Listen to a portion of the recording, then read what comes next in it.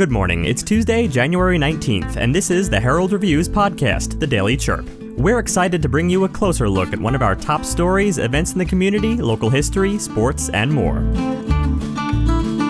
Today, the state added individuals between the ages of 65 to 74 to Phase 1B, and according to Cochise officials, it's causing confusion.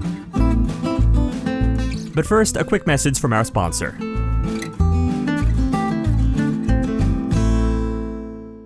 Hi everyone, I'm Sean Lawley from the Lawley Automotive Group, and we've stocked up on inventory at all of our dealerships. If you've been thinking about a new car, we've got the deal for you on a new Buick, GMC, Chevrolet, Ford, Kia, Hyundai, Honda, Nissan, Chrysler, Dodge, Jeep, and Ram. You don't have to go to Tucson or Phoenix to buy a new vehicle. We're your hometown dealer since 1995. We'll beat the big city dealers in price, and our customer service is small town dealer friendly. Come into any one of the Lawley dealerships today or shop lawleycars.com and see why nobody beats a Lawley deal. Nobody. Before we begin, some local history. In 1988, the United States Congress authorized construction of the Mount Graham International Observatory area, but there has been outcry from tribes of the Western Apache Nation and Native American groups who consider the site to be sacred. Environmental groups also oppose it because the higher elevations are the last remaining habitat for the Mount Graham Red Squirrel. Today's history is brought to you by Benson Hospital. Benson Hospital's comprehensive rehabilitation team strives to get you back on your feet and improve your lifestyle, offering physical, occupational, and speech therapy. For more information, visit bensonhospital.org or call 520-586-2262. Now our feature story. So now I'll provide some updates on COVID-19 vaccine and implementation of our program here in Arizona. One of the exciting updates that we made today, this week, that is not reflected on our chart. It will not be reflected until Tuesday. But Arizona made the decision that Arizonans 65 years of age and older are now prioritized to be vaccinated against COVID-19. You can find additional information on our website at azhealth.gov/findvaccine. And on Tuesday, we will be updating that to provide clarity about which counties are going to be vaccinated the 65 to 74-year-old age group at their vaccination sites. That was Dr. Kara Christ, the director of the Arizona Department of Health Services. The state's decision to open up COVID-19 inoculations to people who are between 65 and 74 years of age has complicated matters for the county's health department and likely the public.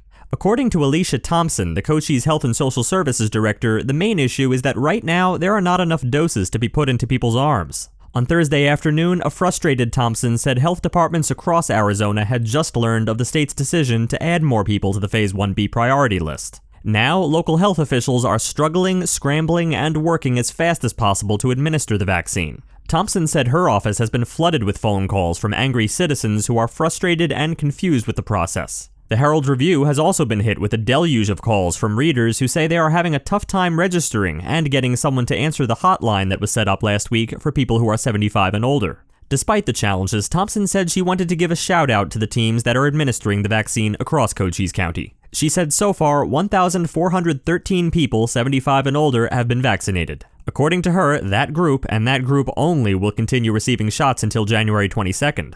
On January 23rd, the rest of the individuals who qualify under Phase 1B, as well as people between the ages of 65 and 74, can begin getting inoculated. However, it will all hinge on how many doses of the Moderna vaccine Cochise County receives. Thompson wants people to know that just because they've opened it up to more people does not mean that they have the vaccines available. She says she wishes she could wave a magic wand and produce 50,000 doses of the vaccine, but she can't.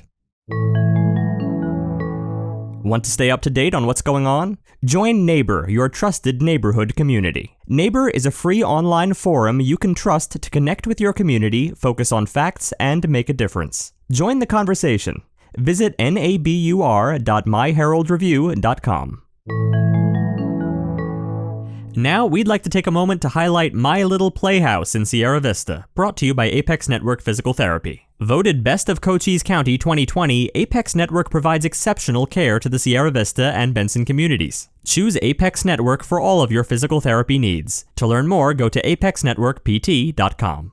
It was 10 years in the making, but Carla Reeves has opened the doors to My Little Playhouse, a place where children can have a safe place to play. Half of the building is allocated as a play space for children, while the other half is a studio where adults can take yoga classes, painting lessons, and rent the space for birthday parties, meetings, or other gatherings. My Little Playhouse opened its doors on January 9th. You can learn about their hours, COVID precautions, and more by visiting us at myheraldreview.com.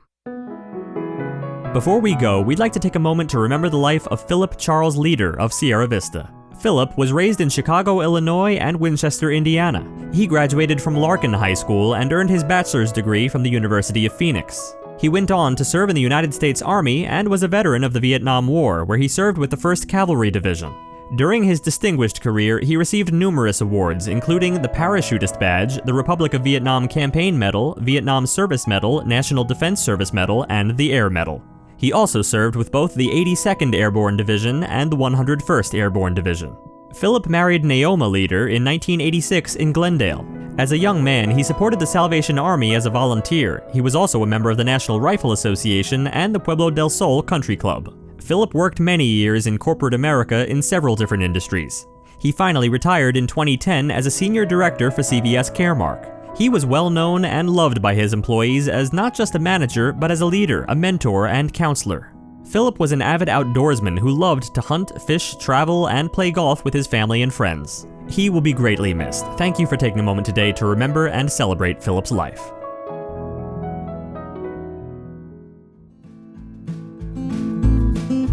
Thanks for tuning in to the Herald Review podcast today. Join us again on Thursday. And remember, the Herald Review is here for you with local news you can trust. For more information on any of the stories you heard about today, visit us at myheraldreview.com. Right now, you can become a member starting at just $1.99 per week.